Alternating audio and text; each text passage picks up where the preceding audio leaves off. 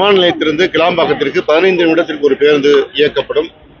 அதே போல விமான நிலையத்திலிருந்து கிழக்கு கடற்கரை சாலையில் உள்ள அக்கறை வரை 30 நிமிடத்திற்கு ஒரு பேருந்து இயக்கப்படும். அதே போன்று மலையம்பாக்கம் பகுதிக்கு இதுவரை பேருந்து வசதியே இல்லை என்று அந்த பகுதி மக்களுடைய கோரிக்கை ஏற்று மாண்புமிகு அண்ணன் அன்பரசன் அவருடைய அந்த வழிகாட்டுதல் படி தாம்பரத்திலிருந்து மலையம்பாக்கம் பகுதிக்கு புதிய பேருந்து இயக்கி வைக்கப்பட்டிருக்கிறது.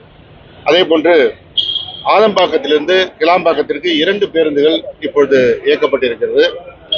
அனகாபுத்தூரிலிருந்து பிராட்வே வரை ஒரு பேருந்து இயக்கப்பட்டிருக்கிறது. எனவே மொத்தம் 7 பேருந்துகள் இன்றைக்கு துவக்கி வைக்கப்பட்டுள்ளது. இதில் குறிப்பிடத்தக்க செய்தி என்னவென்றால், விமான நிலையத்திலிருந்து இதுவரை வெளியிலே செல்வதற்கு பேருந்து வசதி இல்லாத சூழல் இருந்தது.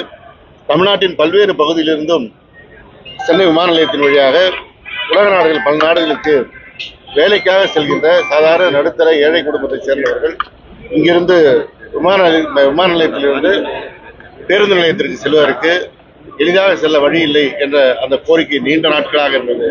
அந்த கோரிக்கை இன்றைக்கு தீர்க்கப்பட்டிருக்கிறது. இனி எளிய மக்கள், நடுத்தர கிராமப்புறத்தை சேர்ந்தவர்கள் வருகின்ற பொழுது குறைந்த கட்டணத்தில் இங்கிருந்து கிளாம்பாக்கம் சென்று அங்கிருந்து தமிழ்நாட்டின் பல்வேறு பகுதிகளுக்கு அவர்கள் செல்வதற்கு இது மிகப்பெரிய வசதியாக இருக்கும். எனவே மாண்புமிகு முதலமைச்சர் அவர்களுடைய உத்தரவுப்படி இன்றைக்கு இந்த பேருந்துகள் இயக்கி வைக்கப்பட்டது.